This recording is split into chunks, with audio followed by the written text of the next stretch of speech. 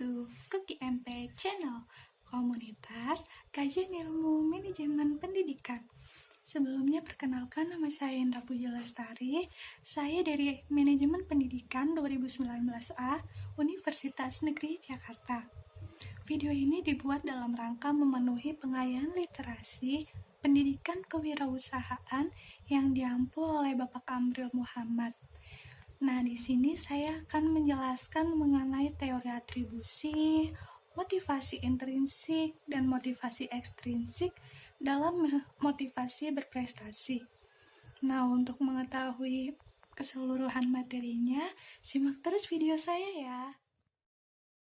Shakespeare pernah menulis, temukan apa penyebab dari akibat ini, atau lebih baik katakan, penyebab dari kemunduran ini. Sebab kemunduran suatu akibat disebabkan oleh penyebab. Nah, para ahli teori atribusi menjiwai perkataan dari Shakespeare tersebut.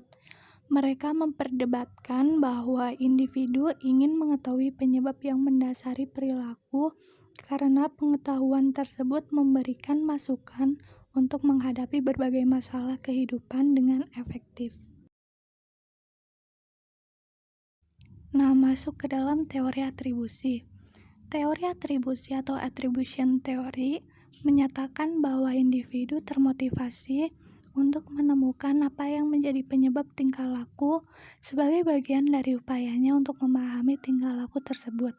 Tepatnya, ahli teori atribusi mengatakan bahwa remaja sama seperti ilmuwan yang peka, yang mencoba mencari penyebab yang mendasari apa yang terjadi. Penyebab individu berperilaku tertentu dapat digolongkan ke dalam sejumlah cara. Namun, ada satu perbedaan yang mendasar.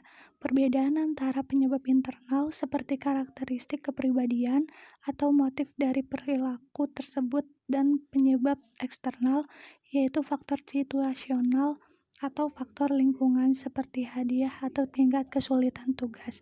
Hal ini disampaikan oleh Heider pada tahun 1958. Nah, yang masih berkaitan erat dengan konsep penyebab internal dan eksternal dari perilaku adalah konsep tentang motivasi intrinsik dan ekstrinsik.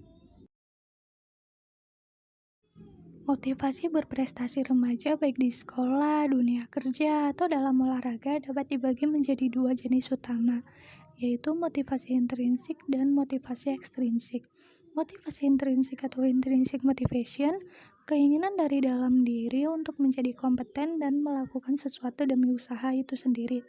Terdapat beberapa aspek dalam motivasi intrinsik, yaitu jika Anda bekerja keras di universitas karena ada suatu standar pribadi yang penting bagi Anda, maka di situ tercakup motivasi intrinsik. Kedua, membiarkan motivasi internal yang ditentukan dari dalam diri mereka terus mengarahkan ke mereka. Dan ketiga, berorientasi pada prestasi adalah mereka yang memiliki standar pribadi yang tinggi dalam berprestasi, juga termasuk motivasi intrinsik.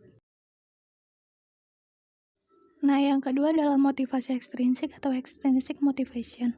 Keinginan untuk mencapai sesuatu dengan tujuan untuk mendapatkan penghargaan eksternal atau untuk menghindari hukuman yang eksternal. Bila Anda giat di universitas karena Anda tahu bahwa Anda akan dibayar dengan gaji yang tinggi ketika Anda lulus, maka itulah motivasi ekstrinsik. Yang kedua adalah menawarkan hadiah kepada remaja bila mereka berprestasi. Dan yang terakhir adalah keinginan yang kuat untuk bersaing serta keinginan untuk melakukan yang lebih baik dari orang lain.